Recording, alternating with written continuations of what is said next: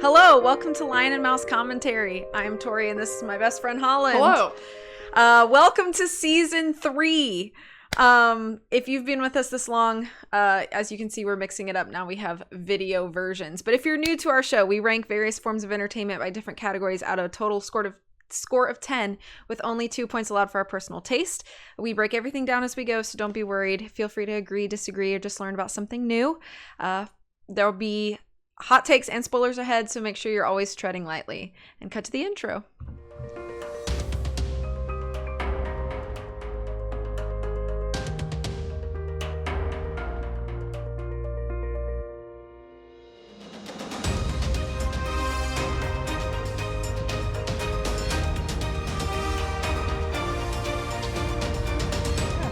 All right, so today I chose Twilight Breaking Dawn Part 1 for us to review. If this is new to you, here is some spoiler-free background. Okay, so let me pull up my little notes. Okay, so this was released November 18th, 2011. It was 18 months after Eclipse. It was directed by Bill Condon. The story is by Melissa Rosenberg, produced by Karen Rosenfeld, Stephanie Meyer herself, and Wick Godfrey. Running time of 117 minutes. Stars Kristen Stewart, Robert Pattinson, Taylor Lautner, Billy Burke, Peter Facinelli. And I have to do my dramatic Google synopsis reading because I always think the Google synopses are the funniest ones. And I have to read them very dramatically as I do. So, okay. At last, Bella and Edward are getting married. When Jacob finds out that Bella wants to spend her honeymoon as a human, he is horrified, for Edward's passion could accidentally kill her. Bella does indeed survive her honeymoon, but a new complication arises when she discovers that she's pregnant, and the child is growing at an alarming rate. The pregnancy sets the wolves against Bella and Edward, but Jacob vows to protect his friend. Is that cringe enough for you? I think I threw up in my mouth a little bit. It's pretty bad, right? Yeah. Okay, well that's the synopsis. So, I guess we'll just jump right in. I don't think there's any reason to delay. Go ahead. Oh my goodness.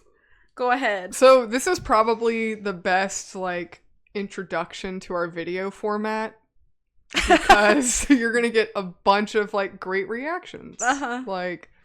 On camera. Now you guys are going to be able to see what Holland looks like when we're watching Twilight together. Yeah. Mm-hmm.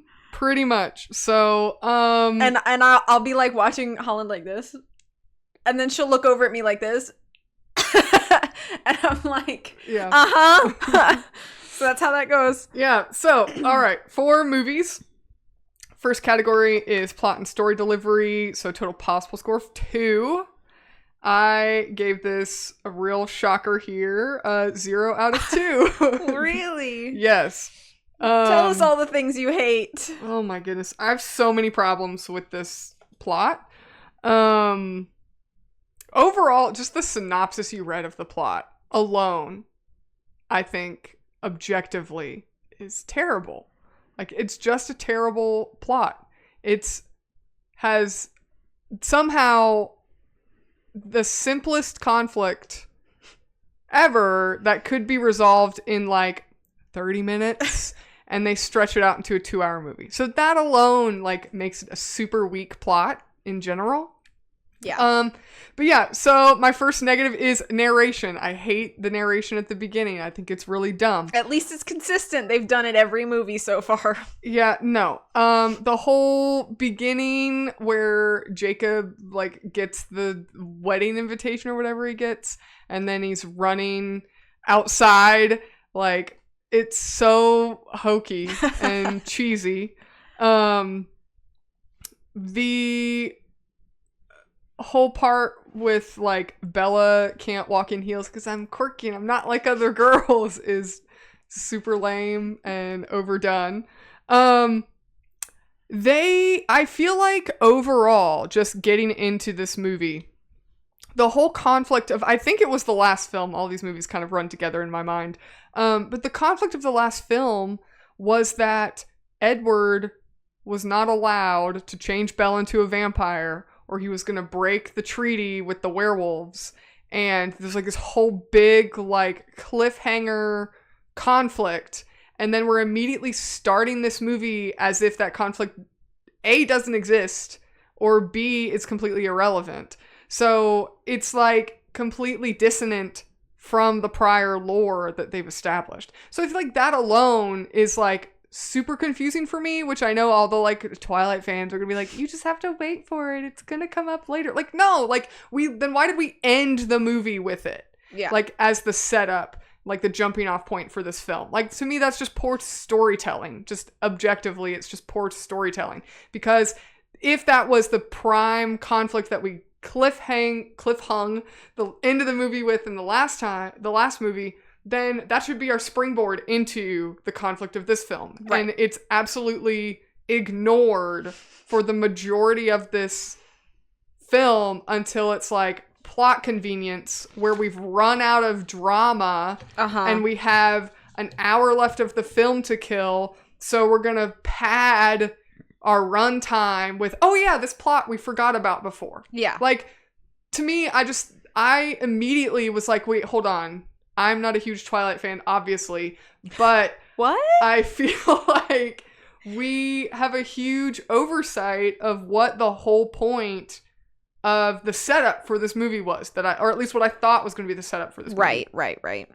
It's not even like it's impending. It's not like they give you a little teaser that like, oh, there's this like looming dark cloud that's coming in, and we're going to get to it later, but first we'll have this like nice fun wedding stuff. There's not even that. They literally completely ignore it for the first like hour and a half of the movie, or however long it is. I did not clock the runtime. I think that Rio is not a romantic honeymoon destination for Edward and Bella. And then you find out, oh, it's like a Nepo honeymoon. It's not even a real honeymoon. It's what is it? Isle Esme or whatever it's called? I don't remember. It's like, I have a family that owns a private island. Mm-hmm. So I'm just going to take you there because it's cheap and free. It's like, you're an like immortal vampire who is perpetually in high school, which is weird, but I feel like of the length of time that Edward has, he could have had a job at some point and been like saving up his money to, like, teenagers can work, like, yeah, true, you could have had something planned, but like, nah, I'm just gonna like freeload off my adoptive parents house, and that's gonna be our honeymoon. Carlisle's the only one who works in this house? I mean, literally all of the Cullen teenagers have been like freeloading this whole time, I guess. Like, I didn't realize that until it's like, wait a minute, dude, you couldn't even plan a honeymoon or like a trip, like, that's just not just freeloading. I just thought that was lame. Yeah. But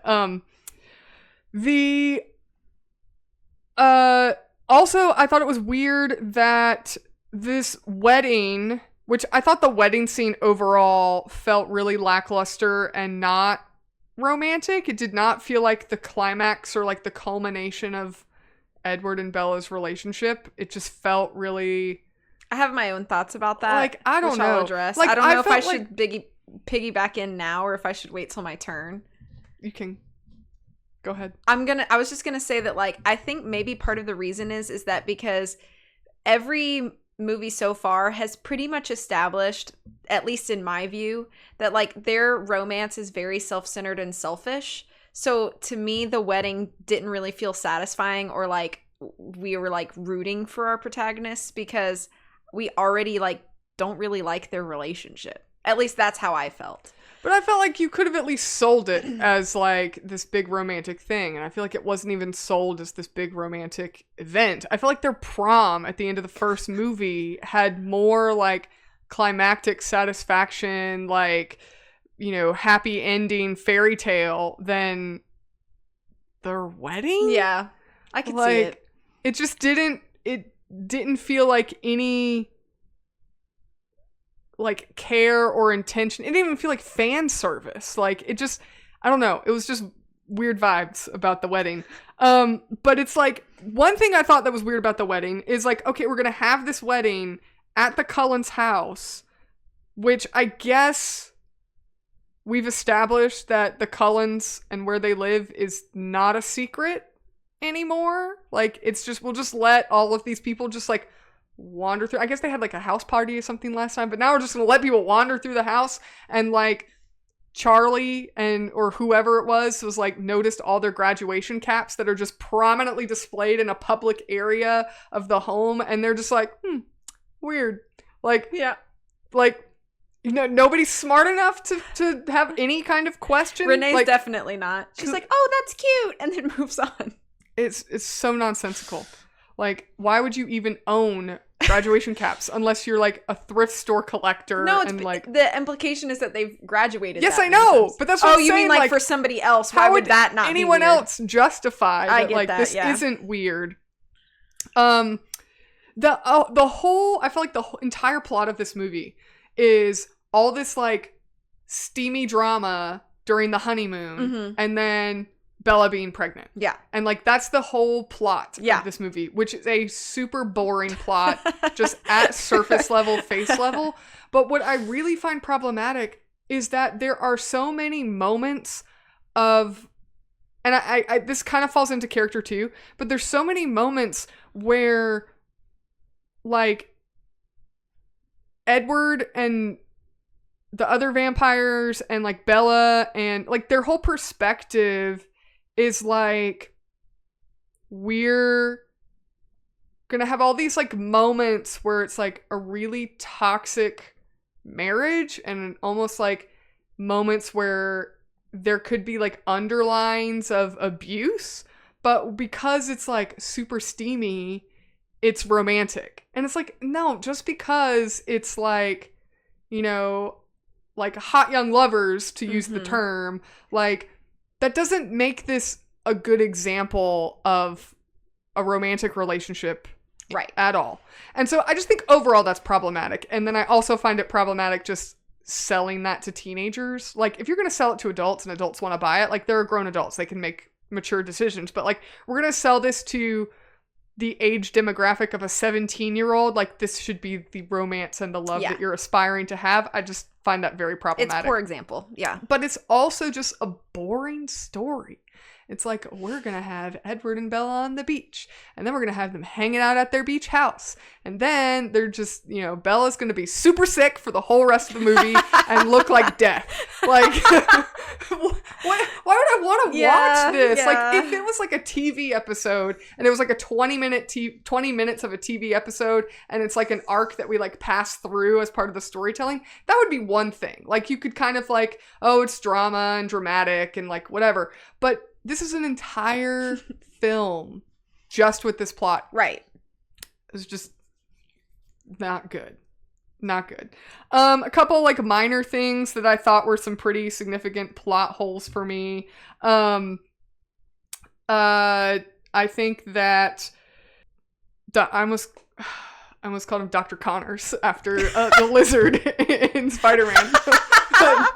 What's the dad Cullen's name? Carlisle. Carlisle Cullen.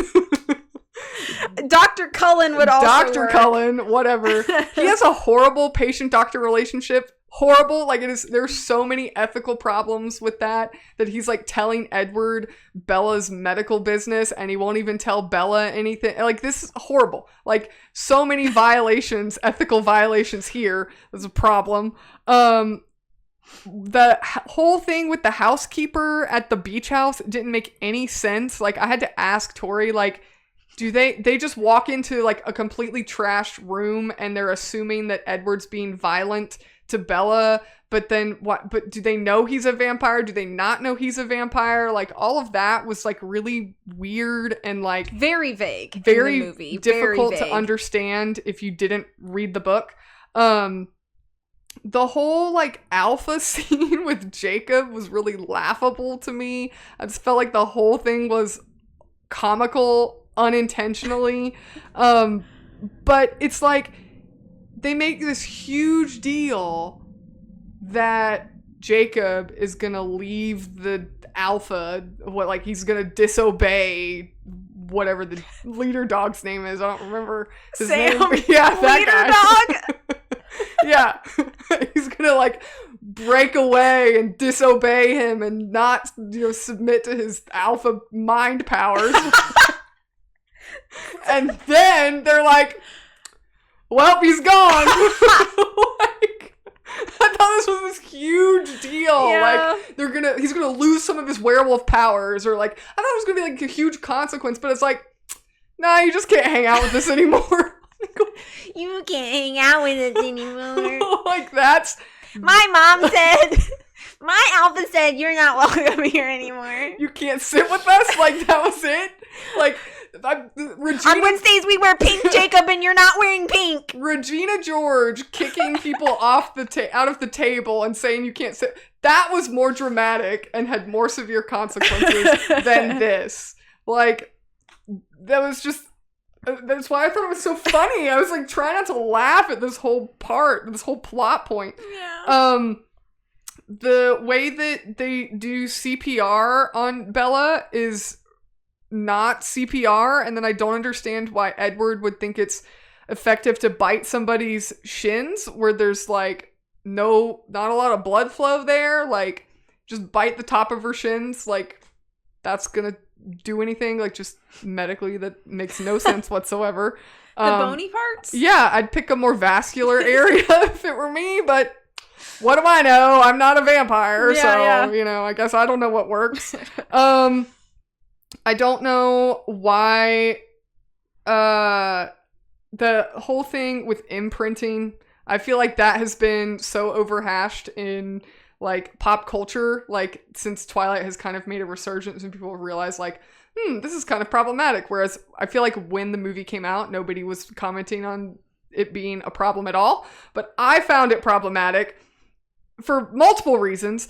But I also found it like super, super vague, where they make it seem like it's romantic and then they like retcon themselves that it's not romantic. It's just a bond you have with someone, but that's not really clear. I think Tori had to explain it to me when we were doing it. In the very initial conversation that Jacob has with Bella in New Moon, he explains imprinting and he says it's not always romantic. It can be platonic, like, or familial, like it's just a bond. But it's like a very pretty short conversation. And if you are not super invested in like the story or books, it is kind of forgettable. But I think that the problem and why nobody really acknowledges that or is aware of that, I would say, is because the only example in the entire series that we have of imprinting is Sam, who like dumped his girlfriend because he imprinted on somebody else. So clearly it is romantic. So the only example we have is like in a romantic way. Right. And so then of course it's super problematic. We don't have any other like examples in the tribe or pack, I guess. So it's super problematic when Jacob experiences this and we don't have any other example that this isn't anything other than romantic. Like, that's just super problematic. Yeah. And I also think, so from that aspect, I think it's problematic. And then from another aspect, I think it's problematic because it's literally just plot convenience. They literally did it just for plot convenience so that the wolves couldn't kill the baby. Like, that was literally the only reason. It was like, and it worked so easily that they were like, oh, we gotta call off the bad guys now because, you know, we just had this convenient thing happen. And it's like, I think Edward's comment on it is something that's like, it's their the hardest rule or like their most important rule or whatever. It's like, that's their most important rule. Not like, maybe don't tell people outside your tribe your secret. Maybe like you can't kill somebody in your own tribe, or like, I mean, I feel like there's plenty of other things, other rules that a werewolf would have to like preserve secrecy, and like that would not be that. So it just felt like such a reach that like, how can we, we've painted ourselves into a corner here. How are we going to get out? Jacob, he's been friend zoned, so we got to do something with him anyways. Yeah. Let's do this, and it's convenient. It's a win-win for everybody. I felt like it was just a really lame cop-out. The other, let me see some other notes I have. There were a ton of like 2011 tropes I felt like were in this movie too that I just thought were lame. Like I think Kristen Stewart doesn't wear any shoes for her wedding. Like at the wedding, does she not have any shoes on? No, she has Or the she's heels. Like, does she though? Yeah. I feel like there's a part where somebody's barefoot at the wedding. I don't remember.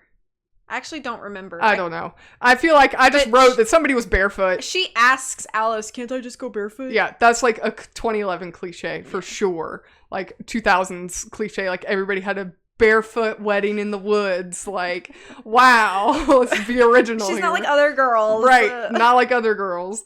There's an excessive amount of flannel in this movie. I feel like don't hate on the flannel. I'm a fan of flannel, but Don't hate on the flannel. It does feel a bit dated.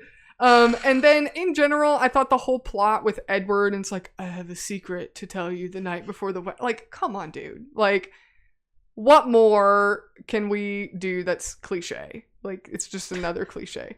But overall, I feel like in general, the plot is just super boring. It's not really interesting at all. For some reason, I had to ask Tori a couple questions before we started this because we watched this like maybe more than a week before we decided to record this episode, and I like brain dumped a lot of things. I wrote something about how there's like blood with Jasper, but then there's not any blood on Edward at some point. Maybe that was when Bella died, and I was like, I felt like, I don't know. Do you remember any part in the movie where that happened? I mean, when she's like giving birth and dying, yeah, there is blood everywhere. And I know that I feel like there wasn't any blood on Edward. No, there definitely is. Well, there's something with that. I don't know. But apparently Jasper didn't bother him at all, like as like true. Rogue is he's gonna go if he just smells blood anywhere. There's not any issues with that. Maybe that's what I was talking about. I don't know. I don't know what that note meant. But overall, I think my other like problem with this plot in general is like I wouldn't say it's the moral, because I don't think there's really a moral to this plot.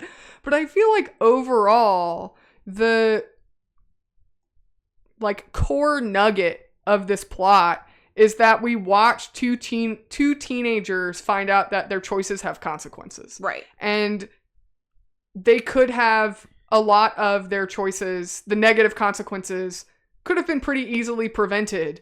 And I don't mean that in like a dismissive way or, I don't mean that in like a crass way.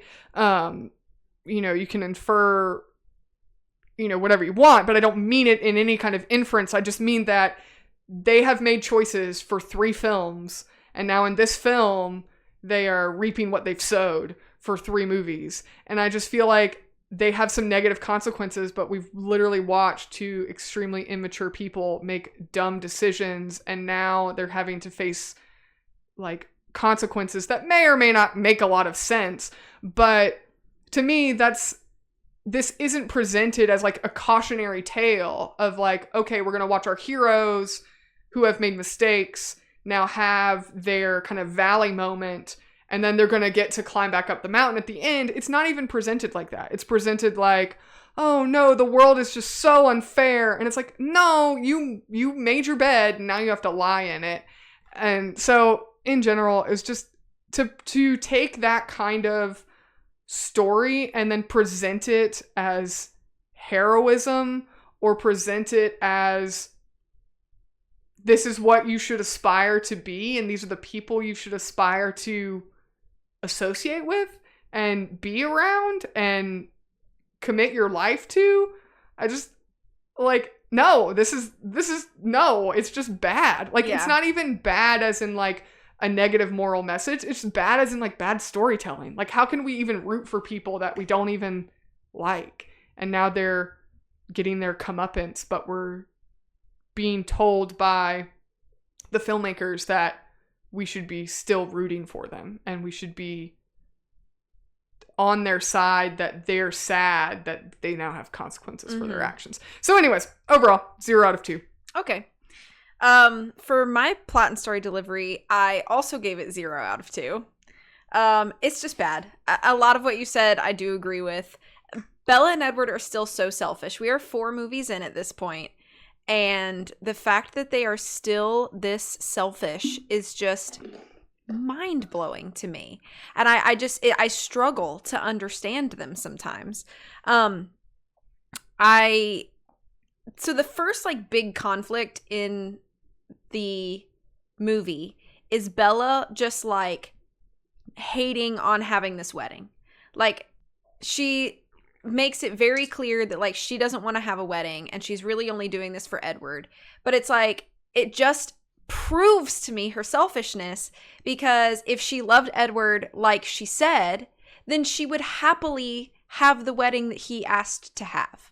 Like, but there's none of that. It's, I don't want to do this wedding. I don't want to wear heels. I don't want to wear a dress. I don't want to do this in front of people. Like, and it's just like, can you just shut up for like an hour and let this man have the wedding he wants? Like, it just doesn't seem like that big of a deal for me. And it, especially because it'd be one thing if it was like, you know, like he's asked a lot from me and like this is one thing I don't want to budge. But this is the only thing Edward has really asked of Bella, with the exception of being toxic and controlling, right, like for their whole relationship. I just mean like, but like it's like the condition for condition. Like, Bella had her condition, which was, I want you to change me. And he had his condition, which I think is fair. And he's sitting here like, okay, I'll do your condition. And she just drags her feet the whole way about his. And I just don't think that's very fair. So that's the first like conflict. And then we have the second conflict, which is so not true to Bella's character, which this whole series, she has been basically telling Edward, like, this wouldn't be happening if I wasn't human. If you had changed me already, we wouldn't have these issues. I wouldn't be fragile and vulnerable, and like people wouldn't be coming after us if I was a vampire. Like, I could protect you if I was a vampire. Like, this is the mindset of her. And now we get to the honeymoon. She's like, actually, I want to stay human. What are you talking about? Why? Like, why do you decide that now? You have been wanting, you were ready, like, multiple times. She was like, just bite me now. And he's like, no. And it's like, why now are you like, no, don't? Because it's like, please stop. Like, stop. I hate it. I hate that that's now like a conflict thing from Bella. So now we move on from that. And now we've got the whole pregnancy thing, which I'm going to say it.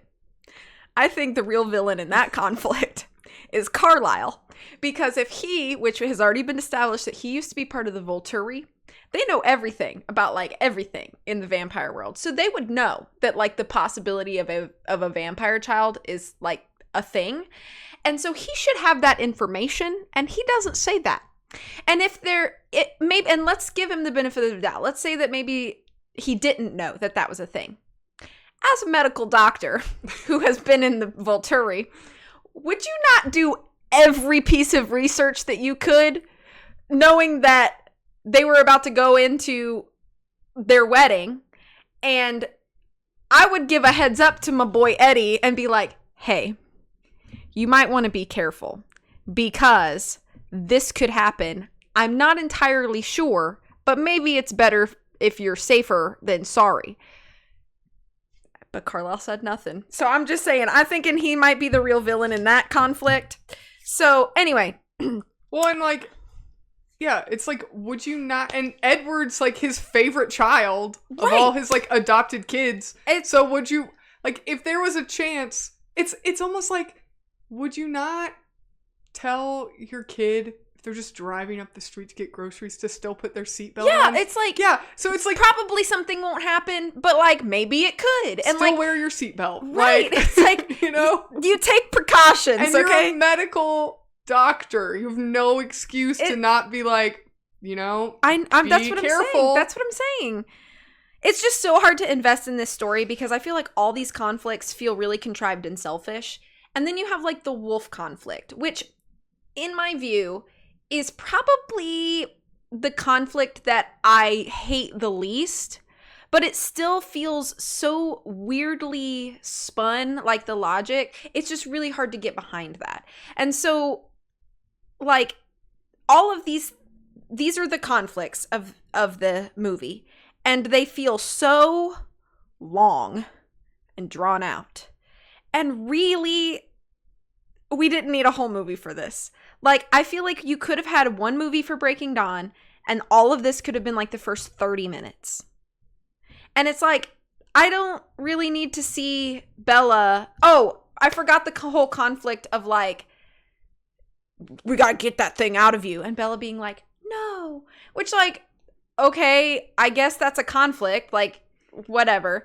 But it's like, again, like you said, like, these are just the consequences. Like, why are you acting like this is, you know, this is just something that you don't have to deal with?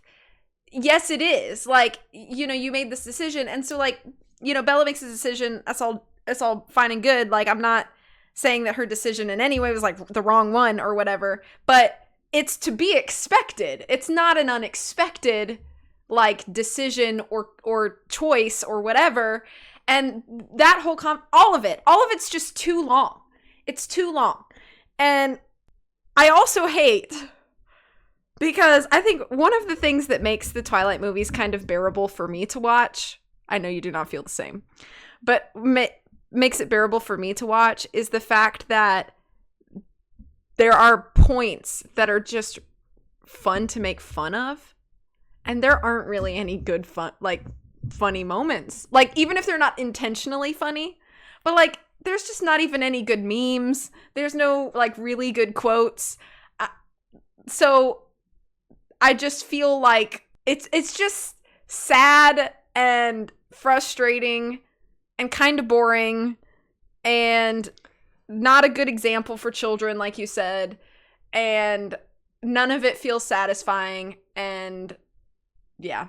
So I think my note about Jasper is something about the O negative blood. Like, they just pull out the O negative blood because Bella has to drink it. Yeah. And Jasper's just like, it's whatever. Oh, he's not even bothered that she's literally drinking blood out of a cup. And they've just got it stored places and like, you know. Yeah. Not bothering him at all. So, yeah, 0 out of 2 for me as well. Yeah. All right. So, next category is characters. Mm-hmm. So, total possible score of 3. I feel like I'm extremely generous because I gave this half a point out of 3. And I feel like that is exceptionally generous. If we gave 0.1, I would give 0.1. But we don't. Our lowest possible allotment is half a point. So, which I think I was so conflicted, but I had to, I'll go ahead and talk about the positive. So I had to admit that the acting between our main 3 casts, so Edward, Bella, and Jacob, is significantly more organic in this film than all of the previous films.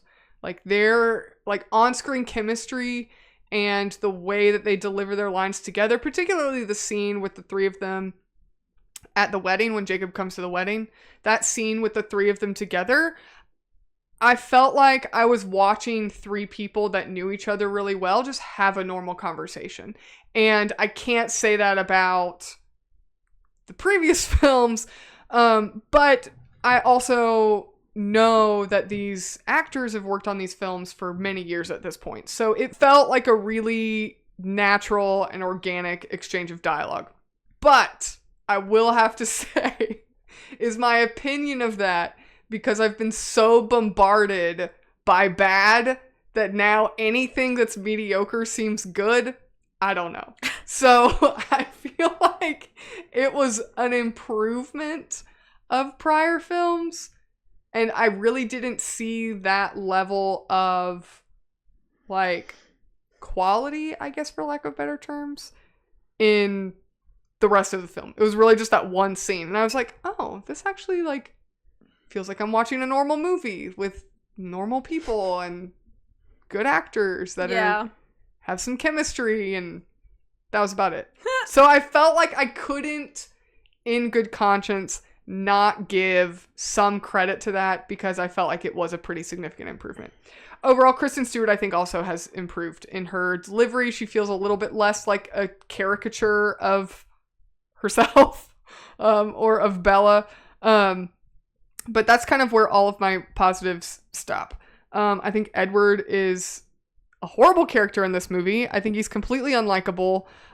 They try and have this like moment the night before the wedding where he talks about how he murdered people, but it's okay because he murdered bad guys. And it's like, so, like, I don't care at this point. Like, this is not a redeeming quality that's going to now make me... And it didn't even go anywhere. Like, it didn't set him up for anything in the rest of the film. It's not like, oh, he becomes a vigilante by the end of... No, like, he's like, no, that went nowhere. So, like, what was the point of that? To try and give me a tie to him as a character that, like, oh, see, he really is a good guy. Like, all of this stuff that he's about to do that's all negative and unlikable... but remember, he killed bad guys. Like, no, like, it's not even related. Like, this isn't even, like, something you can correlate together. Fair. So I felt like that whole scene was just trying way too hard to add drama where there didn't even need to be any drama.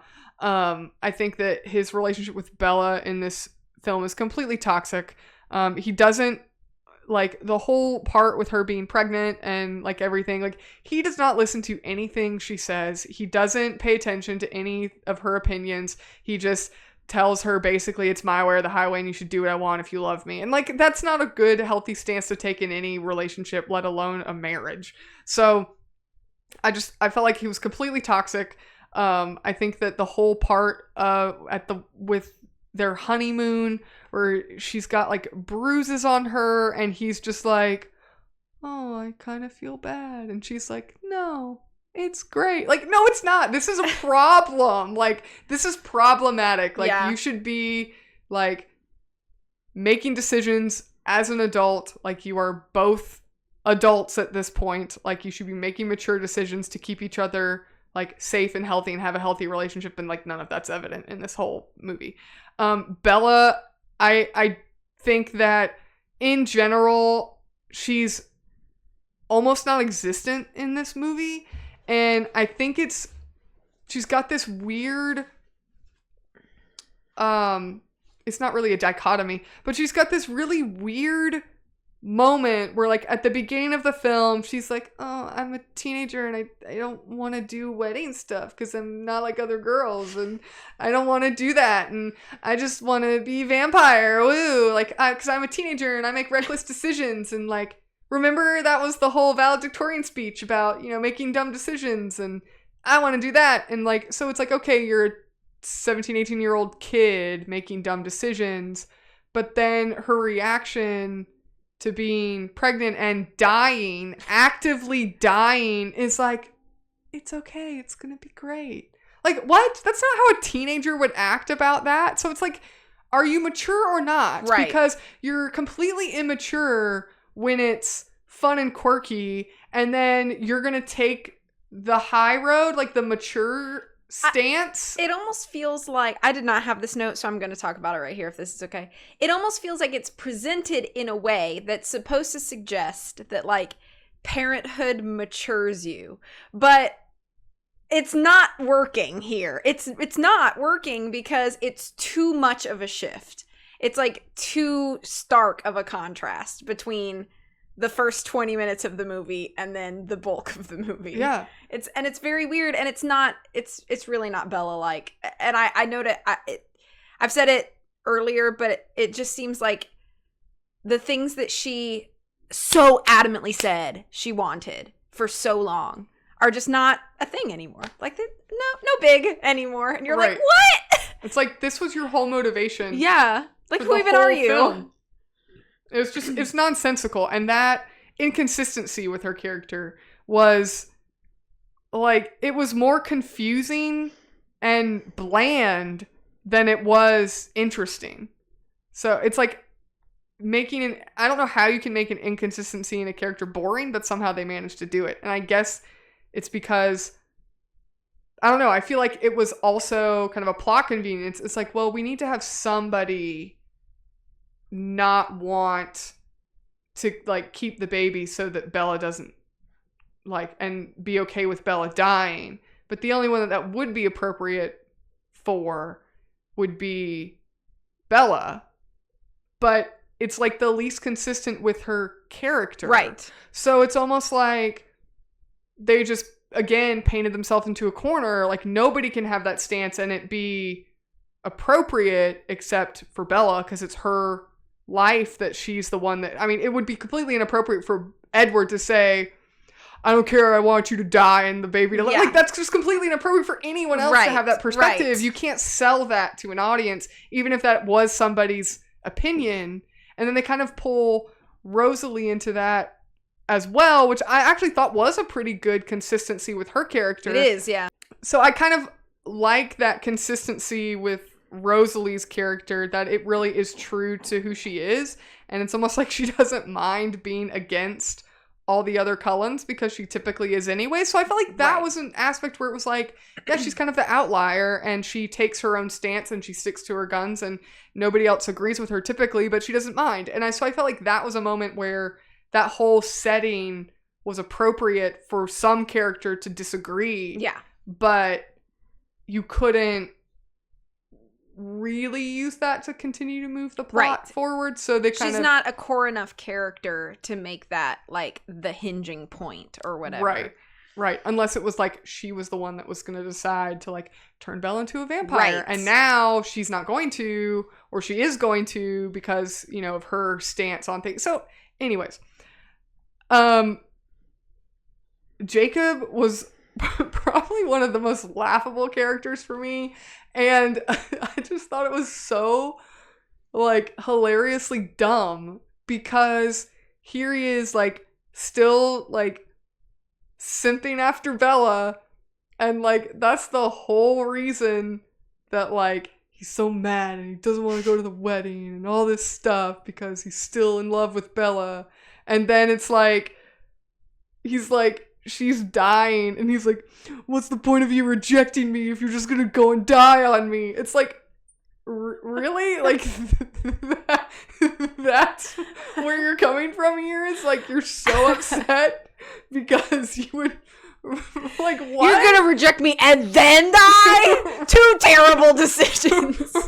Like, what? Where is this coming from? Like, it was the most bizarre, like, statement by anyone in this whole movie. And there's some weird stuff said in this movie. And then the whole reason that he, like, decides to, like, be his own alpha or whatever is because he's still simping after Bella, who's now married. Like, dude, you've got so many issues here. You need to, like, go to therapy or something. Like, it was so comical because it's almost like, again, I feel like they painted themselves into a corner. They kind of wrote Jacob out of the story because he became unnecessary, and now they're like, well, how do we bring him in? We gotta keep him back in. He's still a fan. We gotta bring him back favorite. in. Like, how can we do it? Like, imprinting. Like, it's so stupid. Got it. Like, he has no character. His character qualities are still the same from, like, what was it? Was it New Moon when they had their little love triangle thing going on? It's like, he has not changed. That's where it started. Yeah. Since then. Like, still the same guy. Like, here we are 2 movies later, however long it is, because it feels like an eternity. And so it really actually moves kind of fast, which is problematic. Yeah. I don't see why anybody likes Alice because she is completely annoying and she's nothing but a caricature of the most obnoxious person you've ever met, and is just like Bella's complete opposite. And we're going to just dial that up to 1,000 and make her so annoying and then still useless. Her ability to see the future would have been helpful if she, like, told Edward and Bella at their wedding, like, hey, you know, weird Be things careful. can yeah. Like, no, we're not going to use that plot convenience to avoid some disaster. And then, in general, I think that all the other characters, and especially all the adults, are just completely ridiculous. All of the characters really just are perpetuating unhealthy relationships in whatever that looks like, whether it's, like, friendship, platonic, romantic, family, like, any of it. It's just perpetuating an unhealthy relationship. Like, every single person is just gonna see how, like, toxic and poor their relationships can be with people that we're supposed to believe that they love and care about. It's like Bella won't even tell her dad that she's dying. Like, Right. Her mom doesn't even know. Like, she doesn't even know the person she's getting married to, is completely oblivious. And that's like, okay. I don't know if this is just like my age talking, but like I cannot imagine marrying somebody that like is basically a complete stranger to my parents. Like the idea of that is a huge like red flag to me. I guess for my own security, like even if I wasn't seeking my parents' approval of the person I was going to marry, I would still want them to know who he is. And like it would make sense if we didn't see that Bella had any relationship with her parents, if she was like, you know, and I understand like why writers make main characters orphans so often, because then you just don't There's even less have to worry ties, about yeah. that. But it's like we see her in the first movie have a pretty substantial relationship with her mom because she doesn't want to leave, but her mom like dumps her on her estranged dad, who we then watch her develop a pretty significant relationship with. And then here she is. I mean, all things aside, like she's dying. Right. And she won't even tell them Right. that she's dying. Literally. Like, what? How is that okay? Like, and how are they going to explain that if things do go the worst? You know, how is Edward going to explain that? Or will he just do what the Cullens have said they've done before, which is pack up and disappear? right. And then they're like, oh, we're And like on how vacation. cruel, how yeah. cruel to Bella's family. Yeah. Yeah, it's bad. Yeah. I mean, I don't see why you would even do that to somebody you didn't like. Right. You know, let alone somebody you're supposed to care about. It's just, it's so ridiculous.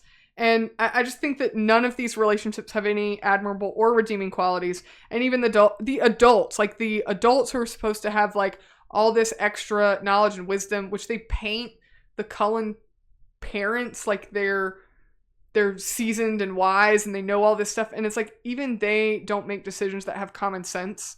Like it's just, I think that a key aspect of character development is the characters' relationships with each other. Whether that be positive or negative, it should make sense. And I feel like none of it makes any sense, and it all just seems just like, I mean, for lack of a better term, and I hate that it's like a buzzword now at this point, but it's just like super toxic and unhealthy. And Yeah. I just think it makes it uninteresting and unwatchable. So I don't have a lot of specific notes, but I gave it half a point because I really do feel like the actors have come a long way. But again, like, I don't know if this is I've just become so numb to the bad that now anything that's just, you know, high school drama club level good is like, wow, it's amazing. Yeah. So that's why I give it half a point out of 3.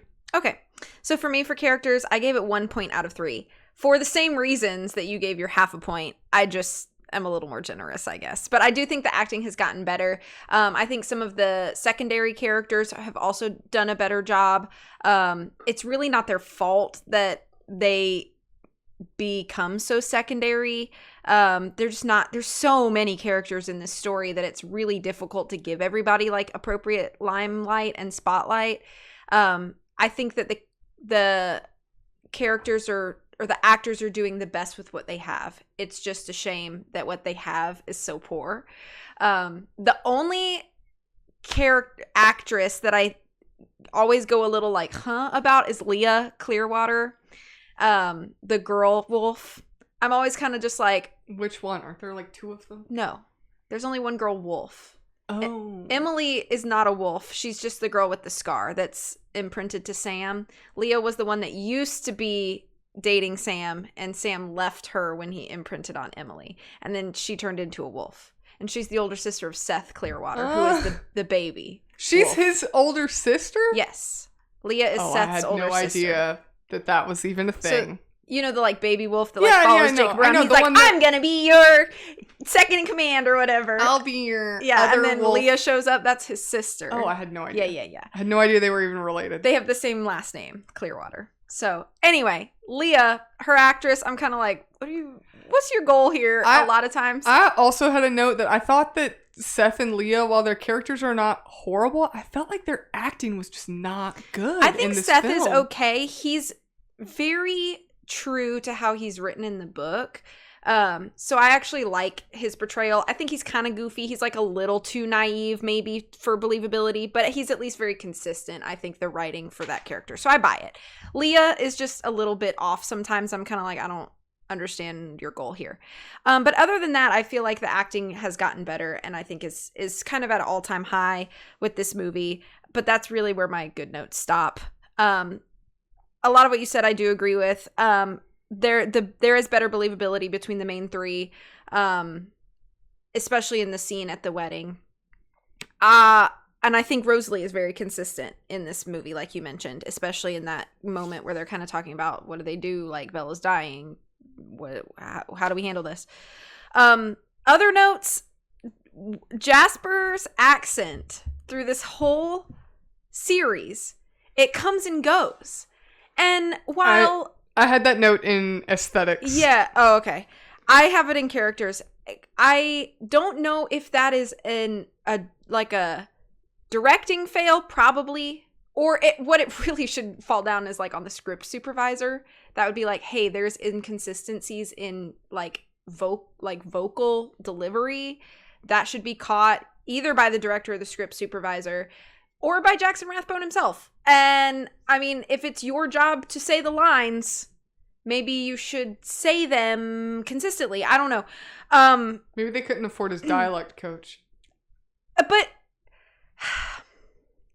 then I feel like there should have been some sort of establishing comment, maybe not in this movie, but earlier, where he was like, yes, I grew up in the Civil War South, but over time I have lost my accent. That would have been a really easy out. You know what I mean? Because that happens. Like, people move to different places. They adopt new accents. They lose old ones they have. Like, that happens. That's a natural thing that occurs. So they could have explained it. They just didn't. And so when it comes in and out, like, it just seems jarring. Because I'm like, oh, he's Southern again. Oh, no, he's not. Oh, yes, he is.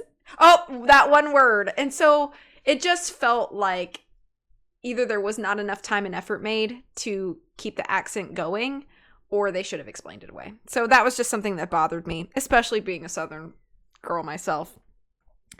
I think one of the like weirdest character moments, and like this comes down to like line believability as well, and a lot of it is done voiceover. It's not actually like, we're not looking at the human actor. Is Jacob's whole actually I'm the alpha moment. Oh, and I know you talked about this in plot, but to me, I put it in characters because specifically Jacob, I felt lost listening to him because I could not understand like what this, like, why this was happening like right now, especially because it's already been established that like Jacob basically gave up his alpha spot for Sam. Okay, whatever, sure. So then why is this such a huge deal? Like, if you are the rightful alpha or whatever, then it shouldn't be this huge like fight to just be like, I'm not doing this actually, bye, instead of this like weird like, I'm bending under the alpha powers. Oh no, actually, I'm stronger than you. It's so corny. It's just weird. Like, it to me, I guess I just didn't understand it because like Jacob has always presented it like I could have it if I wanted. So then why is it so much of a fight for you to break it off? You know what I mean? I don't know. Something about that is just really cringy to me, and I don't know. And then he's like, I'm just gonna be on my own. I'm a lone wolf now. You know, I don't like that. It's just so hokey. It's like, just overall. Weird. And like, I understand like for the like plot, he is just opposing Sam. So there has to be that opposition there. But just like the way that the break off happens seems so strange and like unlike the characters. And I don't even consider it really like character growth or like change of motivation. It's just kind of like like he just decided at that moment. Because everything else, even if Jacob did not agree with Sam, he just found a loophole or a way around it. Like, up until that point. So, like, bro, just use your brain at this point. Like, if you want, like, you could just find another loophole. But whatever. I guess neither here nor there. Growth is very difficult to see. I really sat there and thought for a minute, like, of all the characters, like, even not just, like, the main three, of all the characters, who has grown the most?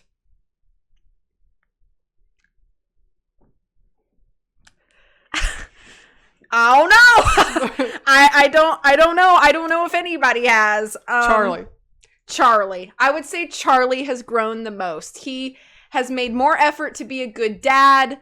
He has tried to understand Bella, even though he doesn't, and she does not make that easy for him. He tries. You can see the effort from Charlie. Everybody else? I don't know. I guess we're just the same. So that's just disappointing. Really my last note, and I'll be done with characters, is they do introduce some new characters in the wedding. So brief and so vague, it makes them feel like throwaway characters because you have to wait an entire movie, spoiler alert, to figure out why these people are even connected to the Cullens. Why are they here? If they are important enough to you that you would invite them to a wedding, why does Bella not know who they are? I forgot they were even in the movie. Right. That's what I mean. They're so forgettable, and like, but they make it a point to like introduce to you this other vegetarian vampire family. So they make it a point. It's like an 8-minute ordeal, or maybe not that long, I don't know. But it's like, it feels like a pretty significant ordeal at this wedding, and Bella doesn't even know who they are, number one. Like, why are you inviting people to your wedding that like people don't even know they exist? Like, it's one thing to be like, oh, you'll finally be able to meet my cousin. But it's like, I didn't even know you had a cousin. You know what I mean? It just seems like a really strange way to like gloss over something. If it's going to be important, you need to do a better job at the introduction. And I just felt like the intro to these people was just so poor and feels really shallow. And they say a bunch of things that sounds really important. Like, I think it's Irina. She kind of talks about how, like, oh, well, the wolves killed Laurent, so I hate them. And it's like, okay, obviously there's a connection there. We don't know what that is. And then we're just going to leave that alone for the rest of the film and hope that you don't forget that. But guess what? You did. Because you just said you did. Mm-hmm. So it didn't work. And I think that that's just like a really poor way to introduce characters to your story, because then they literally just feel like NPCs at that point, and you're like, okay, the extras in this movie that got gold contacts, you know. So anyway, all for me, 1 out of 3 points for characters.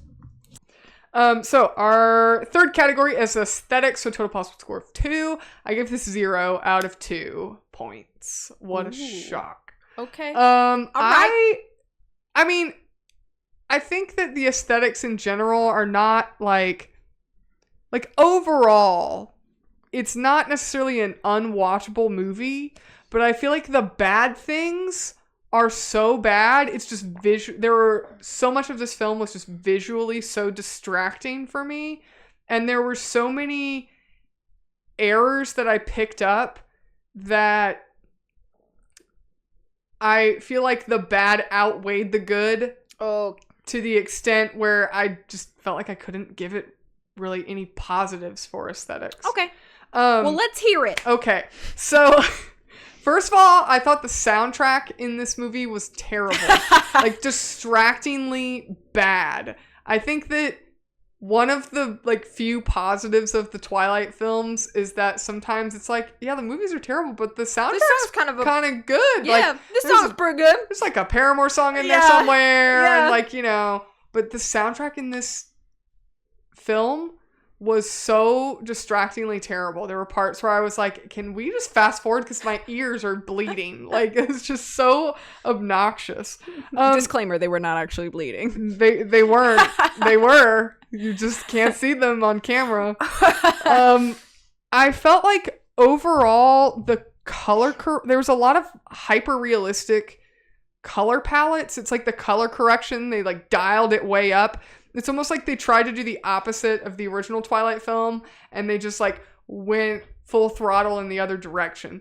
And there were parts where I was like, this looks like it looked kind of distracting. Like they were trying too hard to make it super realistic. There was one shot in particular that I thought was really distracting as far as the lighting and the color palette, is the scene where at the wedding, there's all this like really nice warm lighting when they're like when Bella's like walking down the aisle and they're like at the altar and stuff. And then it's like they tried to pull the Pride and Prejudice scene where they like kiss or whatever, and like nobody's there. Now there's nobody in the audience and the camera kind of pans around, and the lighting and the color drastically weird, right? changes. It turns into this like really cool tones, and it's not like it's poorly lit or anything, but it's such a stark difference from what we were just watching. It almost gives it a sinister tone. Like the camera's going to pan around and there's nobody there, and then some like villain is going to be standing at the end of I was waiting for like the music to get intense, and like it felt like this is supposed to be a happy moment and like something the fans have all been waiting for, and like Edward and Bella have been waiting for it, and now we're gonna have this really ominous tone at the wedding just because the lighting and the mood changed. I don't know if they shot it on a different day. I don't know if they just they had already moved some of their equipment to a different setup. I mean, it was just very odd, and it did not feel intentional because nothing else in the film reflected that kind of jarring shift in tone.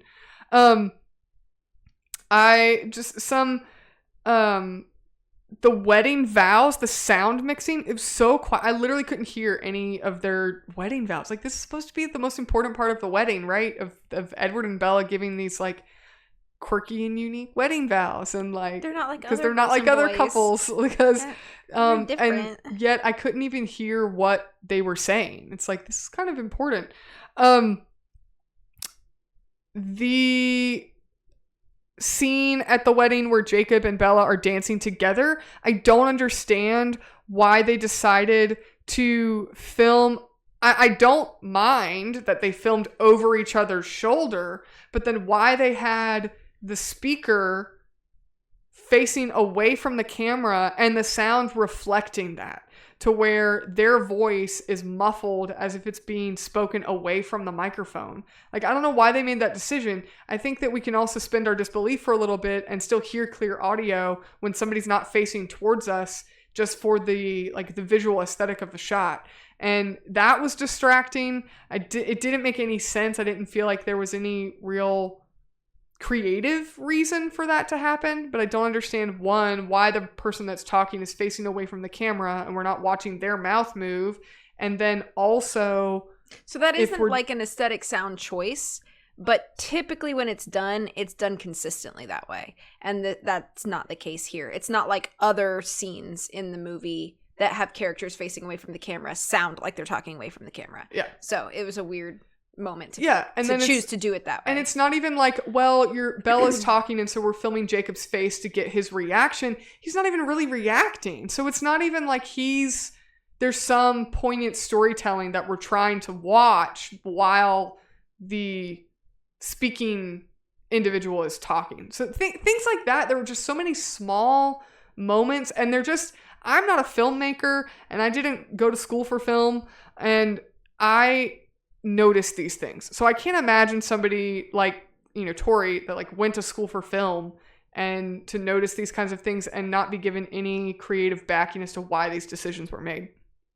A couple like smaller things. The scene at the very beginning when the wedding invitation is at Jacob's house and he like drops it on the ground and like runs off, and his dad, is it his dad? Mm-hmm. It's in the wheelchair. When he reaches down to pick it up, his leg moves. Like, it breaks the belief that he cannot move his legs. Maybe he needs the wheelchair and he's not actually like 100% paralyzed, yeah. But like, dude, like you just moved there Yeah. a little bit, like, and you haven't moved at all in any other scene, so you know it seemed inconsistent. When Edward shows up in Bella's bedroom, the wind blows it, at least to me, I didn't rewind it to double check, but the wind looked like it blew the wrong way. Like if he's coming behind her, why is the wind blowing from the direction of the wall?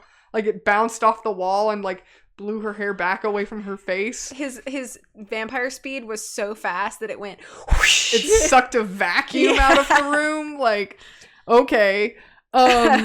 I felt like there was like Nissan car product placements because it was so prominently shown in the film. There's a part where during the honeymoon scene, there's like these editing choices where Edward and Bella are playing chess repeatedly and Edward's beating her in chess, and there's an edit where Bella beats him in chess, and somehow in the editing like the way that whole scene was edited together. It was what? It was put together. I legitimately had to ask Tori, like, is this a dream sequence? Like, are we watching a dream sequence? Like, is something like, are they building up? Like the tone seemed to change a little bit. It seemed to have kind of like this visual, like camera angles and things where it's like, oh, this is a little like canted, like it's not really reality. I just felt like, did we switch to a dream sequence and like nobody told me? And Tori was like, no, this is like really happening. I was like, well, you could have fooled me because it just seemed like we just were shifting gears here and somebody was supposed to wake up, and then that didn't never actually happen. The whole alpha scene, Tori kind of already mentioned. I just thought the CGI wolves looked really bad in this movie. Like it just looked bad. The way that they snarled and like it's supposed to be like menacing looking, and I understand that like a dog or a wolf's lips, when they curl back away from their teeth, like it's gonna look the way it looks. Like there's not anything you can really do about it. But I feel like here we have the opportunity to make them look a little more menacing and like cool. And they just all looked really derpy and like goofy looking. And I don't know if it was just because they decided to have them all snarl with their teeth just pulled away from the front teeth of their muzzle, and nothing seemed to really snarl out of the side or like snarled to one side. I mean, I've seen a dog, like I have a German Shepherd, so her muzzle is longer. Like it's not exactly like a wolf's muzzle, but she has a longer nose. And so I have seen her snarl with just curling one side of her lip or like pulling back her teeth from one side of her mouth. And I just feel like it overall looks a little more menacing and a little less goofy. And I feel like that whole scene with all these wolves like snarling at each other, it almost looked comical because they all have like the same expression on their face. And I agree kind of with what you said about like the dialogue and the visuals of that whole scene and the lead up of that whole scene it was almost laughable. It felt like a parody of a movie and not like a real film. And I was like, should I be laughing right now? Because this just is so goofy. Like, of all your creatures in this fantasy world, your coolest creature should be the werewolves because it's like real wolves and people think wolves are cool. And somehow you manage to make them look and sound and that whole scene seem really like laughable and comical, and I don't think that was the intention. So I felt like they could have made some changes there and just made it seem a little more like not realistic, but just a little more engaging. I don't know. I don't really know how to describe it. It just seemed really bizarre. The lighting at the beach during the honeymoon scene when Edward and Bella are out in the water, I felt like the lighting was really weird. It almost looked like it was daytime when they filmed it and they just put a filter over it. It very well could have been. Which I know happens, but I feel like, you know, it's not, you know, 2003, it's 2011. We can mitigate some of that a little bit.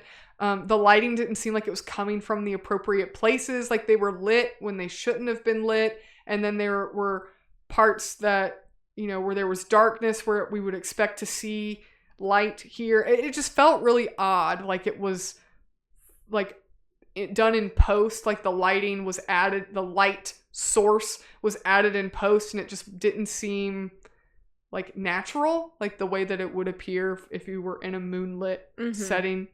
The two things I just think were really horrible, which is probably, another thing, I didn't write my note about Jasper's accent basically being gone or very inconsistent. And then Edward also isn't pale. He's not pale anymore. He is normally flesh toned, like his complexion. I mean, he seems like a guy that doesn't go out in the sun a lot, but that like stark paleness that he had in the first film, completely gone. So I'm like, I mean, okay. I guess Robert Pattinson got tired of putting makeup on or something, but do we have to do this anymore? Yeah, nobody even cares, I guess. But overall, I thought that the CGI and like special effects, if you could call it that, associated with Kristen Stewart and her pregnancy was really not good. I felt like they CGI'd her face like in a really bizarre way where it just didn't look real. It's like we've been doing, like, we meaning like theater, film, you know, visual media has been doing pretty good stage makeup for hundreds of years. Yeah. Like we ask could any theater kid. We could have tried something that would have translated well to film. Also, her like pregnant like belly is completely weightless. Like she stands up at the first time when like maybe Jacob goes in. I don't know. I don't remember. But somebody walks in and she stands up off the couch and she just like stands up like she weighs nothing different. And it's like you couldn't fake that a little bit. Like, you know, couldn't, you know, try to like make it look like you weighed more, like you're carrying a you know, almost term child. Couldn't fake that. And then the birth scene is probably one of the worst scenes I've ever seen in film history. Like, it's just bad. It's just bad. The lighting, the edits, just the fact that like we can't even pretend to do CPR properly. I mean, this is at the time 2011, like lots of people know how to do CPR. You can look up a YouTube video on how to do CPR properly, and we can't even like get that right. I mean, I get there had to be a set medic. I guarantee you they had a medic on set somewhere that could have helped him out a little bit. Otherwise, red flag. But yeah, I mean, the editing, it's almost like they tried to have like shock, like gore that didn't really feel appropriate. Like the whole process, like, you know, it's one thing if you don't have a doctor character at all. It's like you think, but you had one of your main characters that's supposed to be really like knowledgeable is a doctor, and you think for a second he would have like, hey, if you know you need to do a blood transfusion, here's how you do that. Or hey, if you need to do CPR, here's how you do that. And they set it up so that Carlisle is not present at the birth, and he cannot make it back, and like they must act now. Which, okay, that happens sometimes. That we're like a medical emergency is happening, and you do not have somebody professionally trained.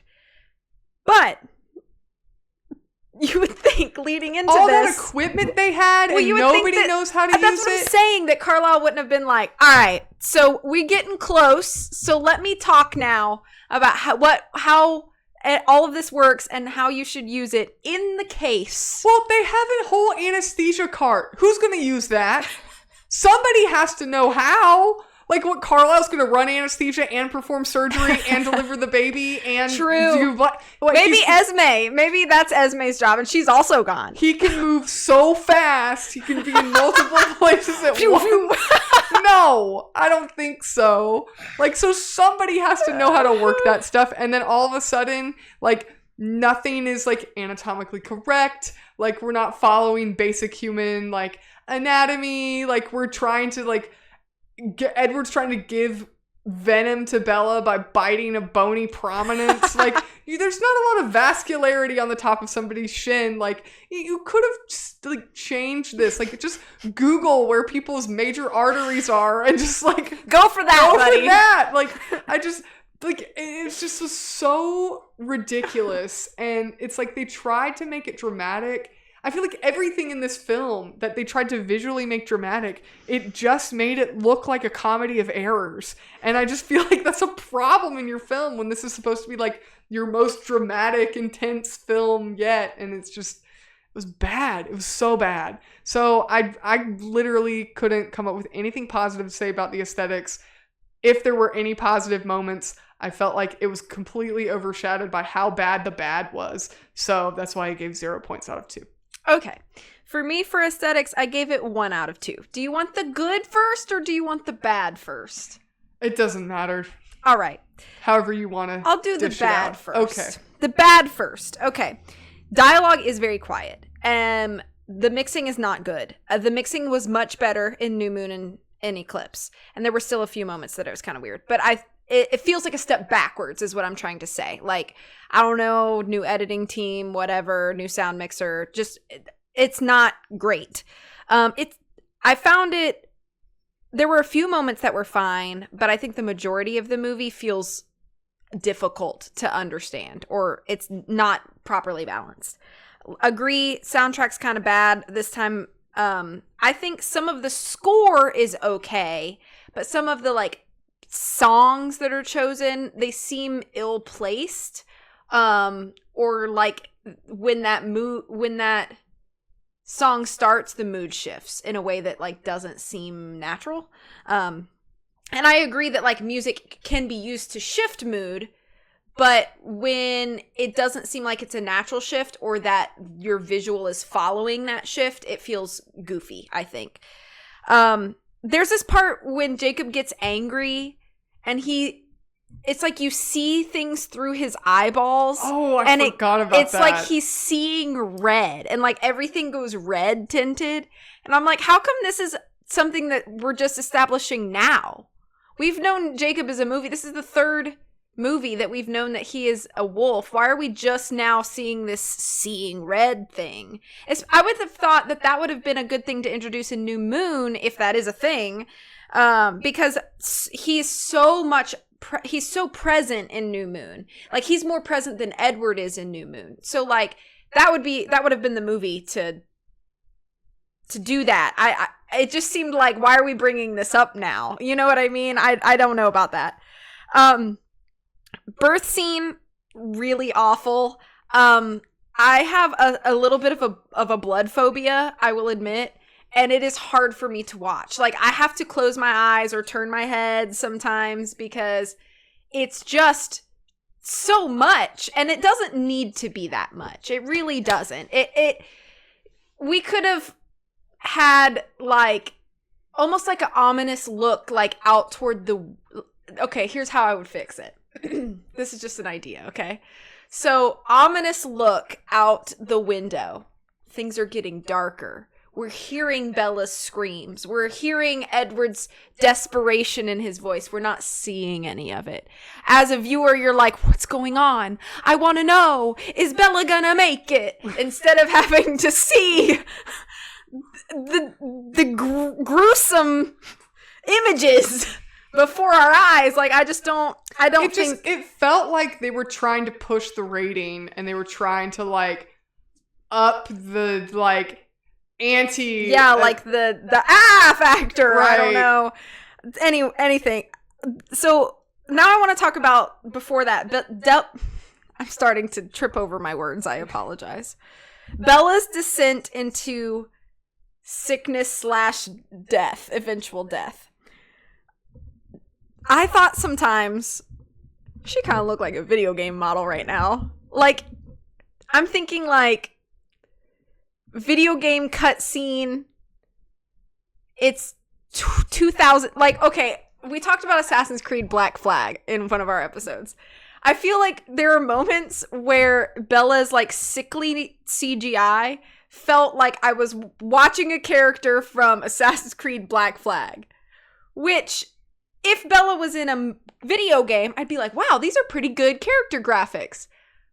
But this is a live action movie in 2011, and she doesn't look like everybody else now. And like you said, some of that is going to have to be exaggerated with CGI. Like, it would have been very dangerous to ask Kristen Stewart to like lose a ton of weight so that her arms get very bony. So like, I understand in some aspects you're going to have to do some of this in post. But like you said, the face, we've been doing, like you said, theater has been around for how many years? And stage makeup is a thing. And if I can go watch the Addams Family on stage have better sick-looking makeup than Bella in Twilight, like, that's a problem. And you've said this, and I think that you are a really big advocate of this, and I also am, but anything that you can do naturally to alter something should be done. And we shouldn't have to rely on a editor in an editing bay after the fact to sell this to me. He can help, but he shouldn't be the sole, like, responsible party for this. And I think that's a really good example of, like, where it just starts to look like we're not watching a real thing anymore. Like, it kills the believability. It kills the reality of it. And I get it. It's a werewolf vampire movie, and she's having a vampire baby. It's not realistic. Like, I'm not trying to say, oh, but it's just so believable. But, like, give us any believability that you can. Look at The Walking Dead, or even like something like Warm Bodies. Like, that kind of makeup is, you have like the extreme of like crazy prosthetics, and then you have like something like Warm Bodies, where the main character, which I think it came out around the same time as this movie. So I think, at least in like the like early 2010s. Yeah, it's like he is really believable, and I guarantee you the majority of his makeup was done in camera. Yeah, good point. So that's the bad. Here's a mixed comment, and then I'll go into the good. So I think that a lot of the wedding scenes are set up in the camera really well. But I agree with you that there's like this really weird lighting shift that happens at the kiss. And not only that, but the set dressing shifts a little bit, and the colors in that shift a little bit too. And I don't know if that's because the lighting or editing has shifted color temperature, or if they physically changed the set pieces. My guess is that it was shot on a completely different day with different weather conditions, and they tried their best to match it, but they couldn't do it, and they didn't put enough effort in post to try to match it. That's my guess of what happened, like, logistically. But like you said, it does kind of feel weird.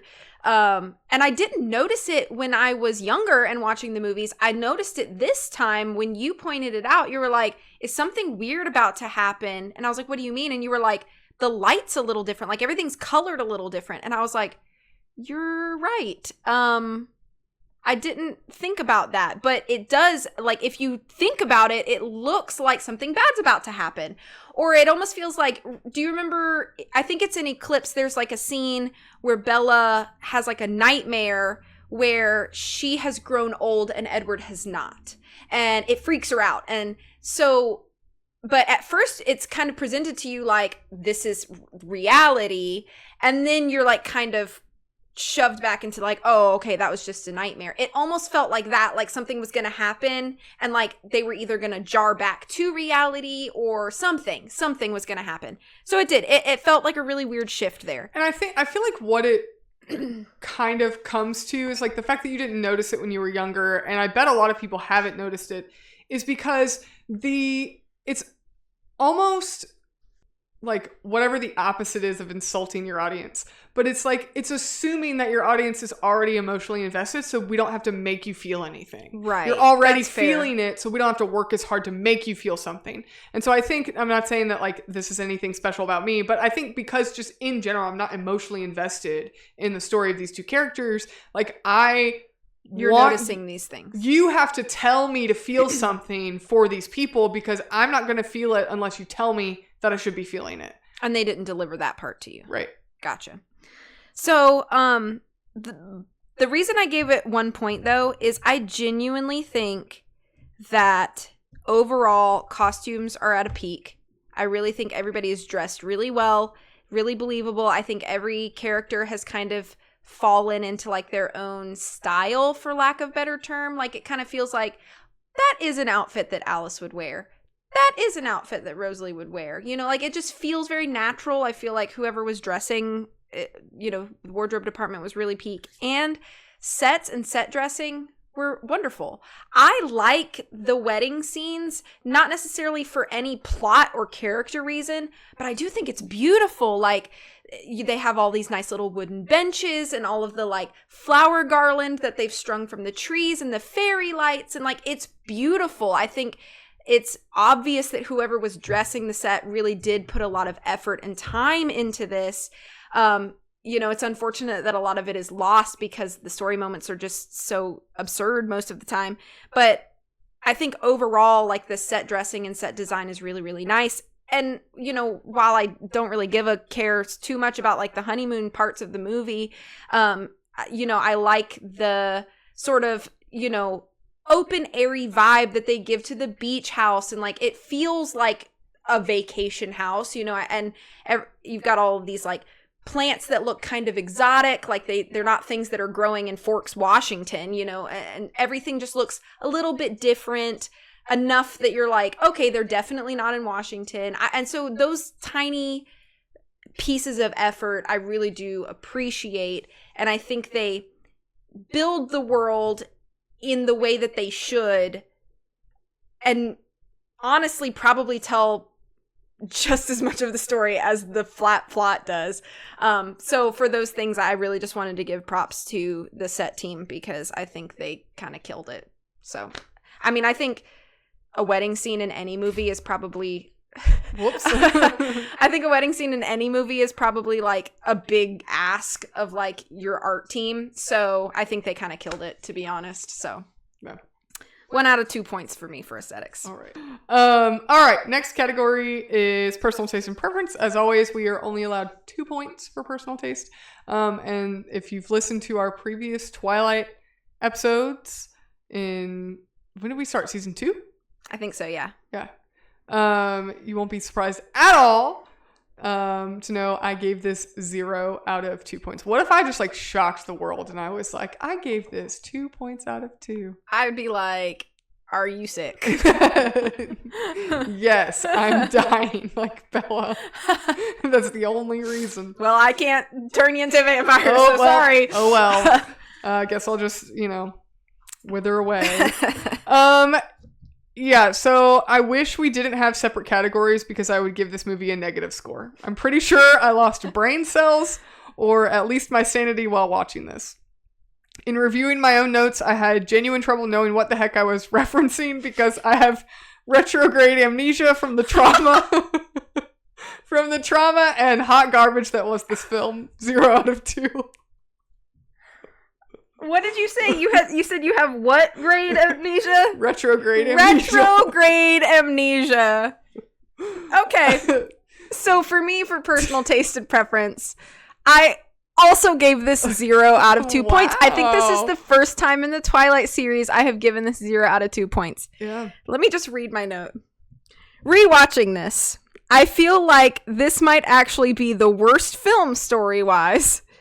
I really see so little actual romance at my age now. This marriage feels so fueled by emotion, no commitment or devotion, and I don't care about it at all.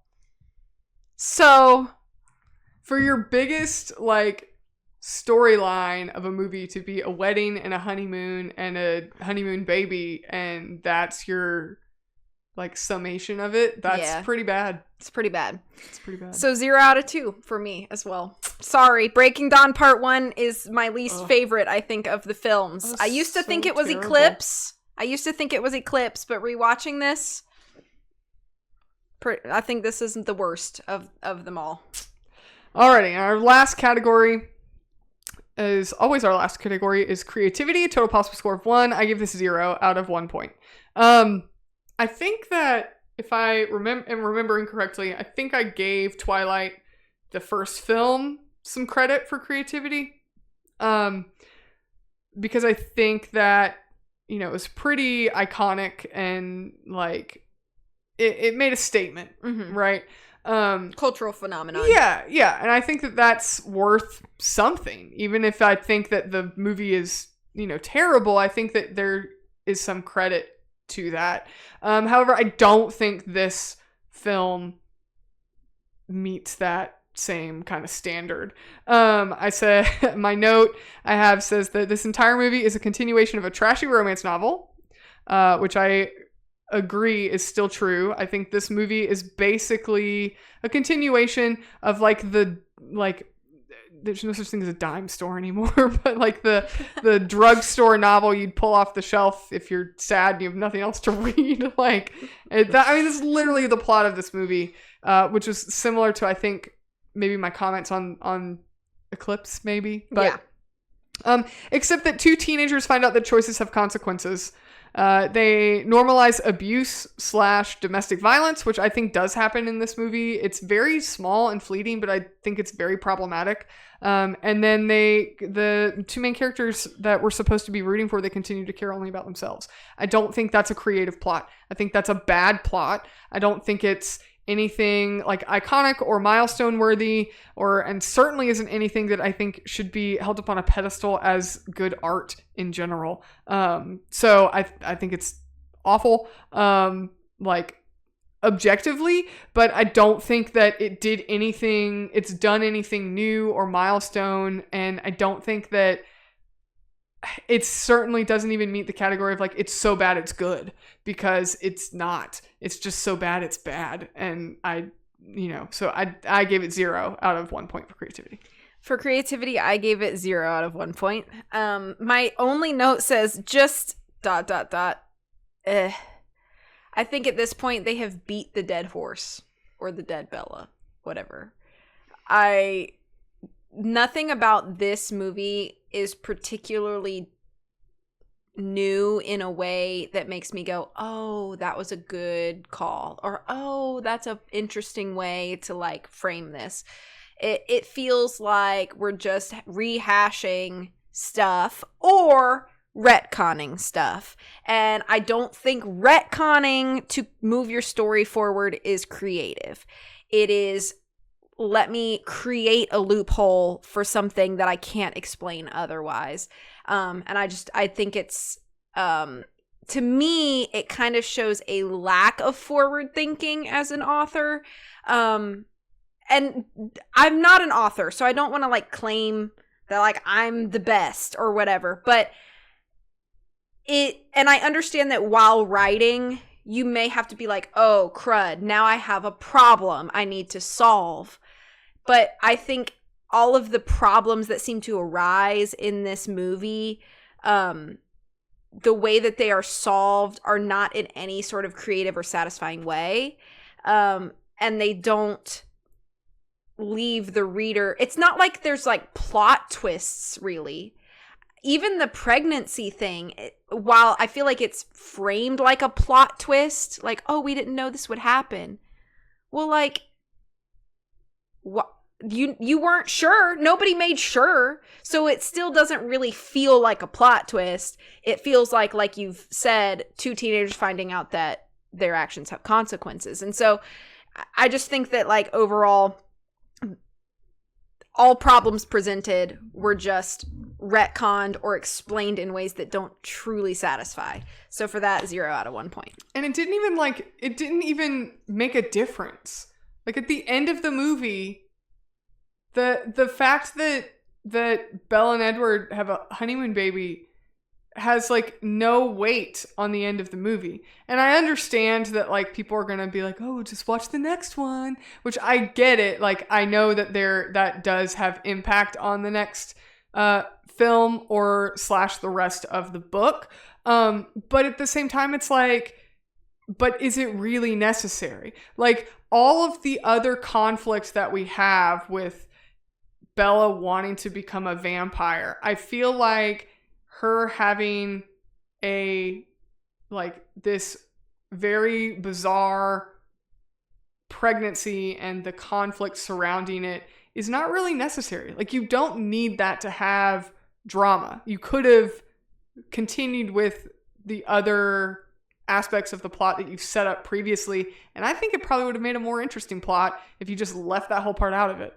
But that's just my take on it. That's my little script doctor of it. But Okay, so your final score is? my final score for Twilight Breaking Dawn Part 1 is 0.5 out of 10. Okay, and mine is 2, Wow. which is my lowest score Is yet. it really? Wow. My lowest score yet. It's a pretty impressive season 3 opener for you. Yeah. Okay, any other thoughts before we jump into lightning round? No, I don't think so. I hope you guys like our new video format. If you do, go ahead and let us know. We're going to be posting these to YouTube as well as our continued podcast platforms. So let us know what you think. If you like it or if you hate it, just tell us, because we like any feedback at this point. So we worked really hard on it. So if it's not worth the trouble, We worked too hard on We it, did. so love it, please. yeah. So let us know. We'd like to know what you guys think. Okay, lightning round. Lightning round. Favorite character?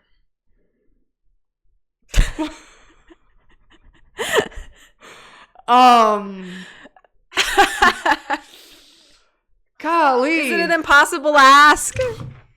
Probably. Okay, hang on. I'm going to give a caveat. No, I Okay. have an answer. Okay. Sorry, go ahead. The lady who is the housekeeper in Brazil, because she's the only one with a shred of common sense. Yeah.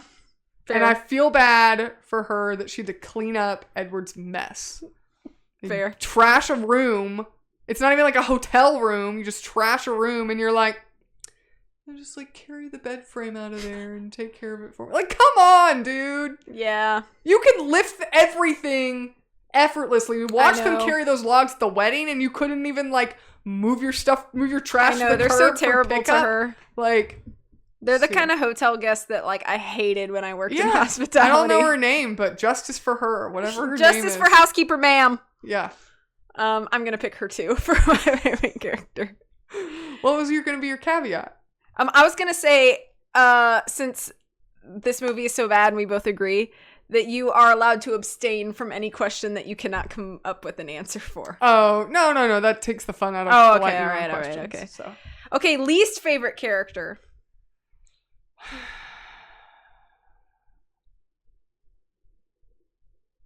That's almost harder than the first question. No, it's not. Not for me. I don't know. I feel like Edward's pretty detestable.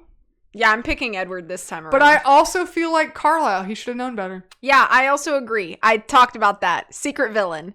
Yeah. But Edward is my pick for least favorite. He's just so bloody unkind to Bella after she's pregnant. Sorry and I'm to like, our British listeners. That was really vulgar. sorry, my bad. It's not vulgar to us in the U.S., but Sorry. Tories are really bad swear when you take I'm her so to the sorry. UK. Please forgive me. I just think he's just so mean to her. He's just so mean to her. And it's like, oh, okay. Whatever, dude. I also really don't like Jacob. Yeah, he's kind of... I feel like he's just so angsty in He's this just movie. as bad. Yeah. He's like, the only reason he's mad that Bella's dying is because she turned him down. It's like, you turned me down and now you're just gonna die. Like, dude, that's not the point of this problem here. It's not know. you. I know. Okay, do you have a favorite scene? I mean, probably just the scene where Edward and Bella and Jacob are talking at the wedding because it's just palatable. So Yeah. if I had to pick it out, that would be it. Yeah. Or the very last shot of the film because it means it's over. I was gonna pick the last shot of the movie. The scene with the When Bella's eyes open? No, the scene, the end credits scene with the Volturi. Oh, okay. Which you should be proud of me. I remembered their name this Yeah, time. you did. The vampire overlords. Do you know their names, the three of them? No. Okay. Are you kidding me? I was gonna give you bonus points if you could name. Can you name any of them?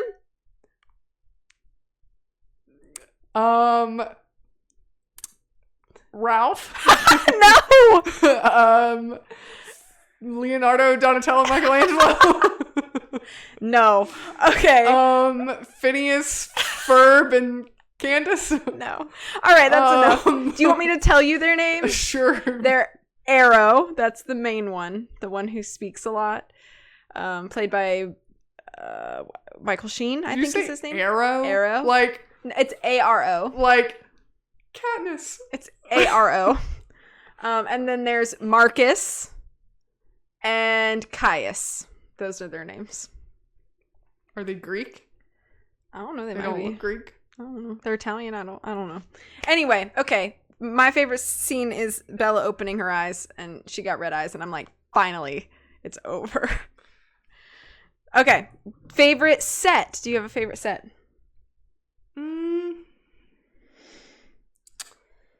I mean, I do agree that the set dressing's pretty good in this film. Maybe the beach house. I just think it's just like set really nicely. I mean, I hate everything that happens in it, so I would never want to go there because I, would probably have a traumatic episode or something.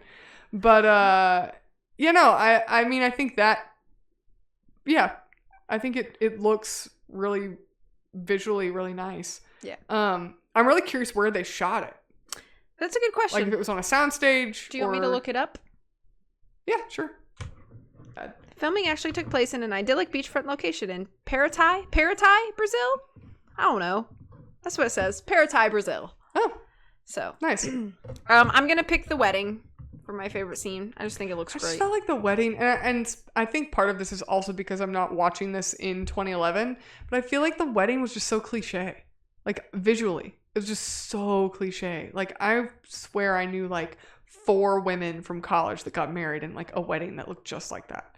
Maybe. Like, we're gonna walk in the woods, and I'm gonna I still think it's pretty though. I'm gonna walk down the aisle, but it's not really an aisle; it's a dirt path, and my husband's standing under a tree, and I'm barefoot, and I'm carrying still a think bouquet it's of flowers, pretty! and we're gonna hang like draperies and fairy lights and baby's breath in the trees, and all my bridesmaids are gonna wear pink. Why dresses, are you bullying me for my pink choice? dresses and be barefoot as well. Why And are it's you gonna be bullying me for beautiful. my pick?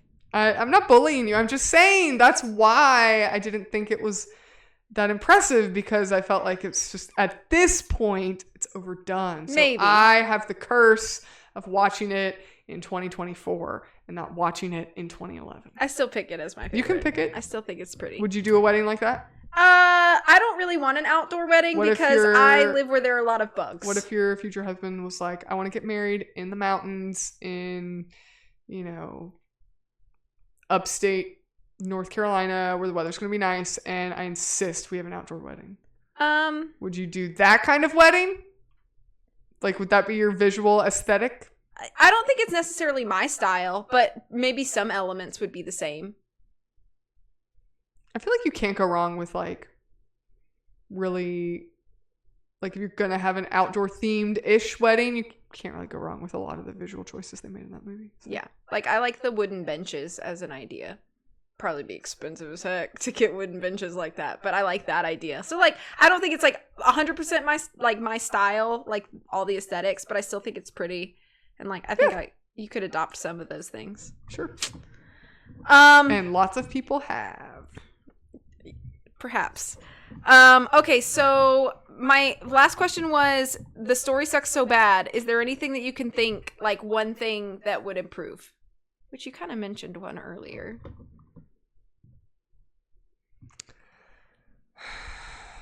I mean, you could scrap the whole thing. Start all the way over. That would be the best option. I mean, I guess that is an So answer to the one question. thing would be the script. Just trash it. What did I say earlier? I don't remember actually. Oh, well. I don't know, but I feel like it was pretty good. I think the whole thing, I think that really, because I think I'm just going to pick this because it's low-hanging fruit. I think probably I would just change like the imprinting thing. I would probably take imprinting as a concept and like remove it completely as a romantic possibility. Because when you think about it, like baby ducks imprint on what they think is their family, like their parents. Like a bird imprints on, its mother, its parents, like if you have a baby duck and you have it hatched out of the egg and it imprints on you, it thinks it's a human, like it thinks you're a duck. So I feel like all you would have to do, I feel like all you would have to do would be a really easy fix, would just be to make imprinting like a familial, like brotherhood type of bond, or like a mentor-mentee type of bond. Like if you imprint on somebody, it's always somebody that's younger, and it means you're going to foster that, you know, younger individual, and like it's like you're their godparent. Like you are responsible for them and like for their upbringing and to make sure that they're safe, or like you have to protect them, or like I feel like just changing it from like any possibility of romantic you know, connection for it to be a like familial connection or platonic. And I feel like that would make sense in like a wolf pack, because like all these people are not biological. I mean, some of them are, but like if you're in a werewolf pack, you're not necessarily biologically related. So what if your family like had you as an outcast, and now you've imprinted on someone, someone's imprinted on you, and now you have that familial bond. So you're like making a connection where there could be a hole in somebody that's like has that kind of, you know, curse of being a werewolf or whatever. So I feel like that alone would mitigate a lot of the problematic aspects of it. And I think it'd be a really easy fix. Like all you would have to do is just take and you don't have to have this. It's like, well, what about, you know, Sam imprinting on what's-her-face and not Emily. The other what's-her-face? And it's like, well, you don't even have to have that. You could just say he's fickle, and he's the alpha, and he needed the right mate to, if he's going to be the alpha, his like choice has to be somebody that has leadership potential. You know, it's like you could have done it anything. somehow. Yeah, explained so it somehow. Imprinting was just a lame cop-out, and I feel like that was an area where Stephanie Meyer didn't, like, she just had to retcon herself into something. So that's probably what I would change. So you can steal my lore. I am going to pick that somebody informed Bella and Edward about the possibility of Vampire Child. And then that would cut out like the worst part of this movie, and we could just skip ahead. Now, I'm trying not to... Don't spoil it. I'm not. But I'm trying to decide, would it... If it's something like Bella's like maybe down the road. Let's say it's down the road. And Bella's like, you know, I'm actually kind of changing my mind. Maybe I do want to kind of be a mother. Adopt a kid or something. Like if it's something like, you know, Bella changing her mind or whatever. No, because that's not even a plot point, because originally that wasn't even going to be a possibility, right? Right. She was like already assumed like I'm going to be a vampire and then we can't have kids anyways, right? Right, yes, So exactly. You didn't even have to have that. That's what I'm saying. So if people insist like, oh, well, you know, for Bella's little family, like they need to have a baby. Well, like if it's a must for your headcanon or whatever, then just have them adopt a kid. But if it was up to me, I would just have it not be a thing. Or you could have, you know, you could really pull at the heartstrings of all the fans, and you could have Jacob marry somebody and have a kid, and then they adopt his child because he's not going to live forever. Right? So, or he could die tragically, and then they could adopt his kid, and so it's like Jacob's legacy gets to live on with our family forever. Yeah, blah, blah. something like that. I'd buy that. Easy. Yeah. Easy. I'd buy that.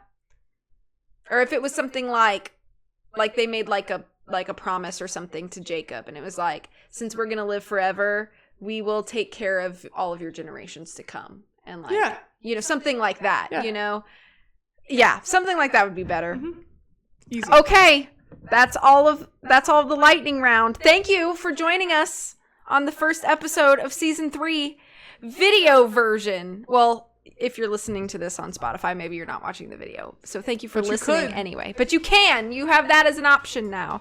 We hope you had a good time. If you did not, you need to tell us why so that we can fix things, because we can't fix things if you don't tell us why they're bad. Yeah, don't be toxic like Edward and Bella, and just talk. about your problems. Yeah, links to our show notes, Patreon, socials, suggestion boxes are all on our website. That's lionandmousepodcast.com. You can review this episode on the podcast platform you prefer. Leave us comments on YouTube now that we're on YouTube as well. Let us know what you think. Thank you so much for listening. We will catch you in the next one. Bye.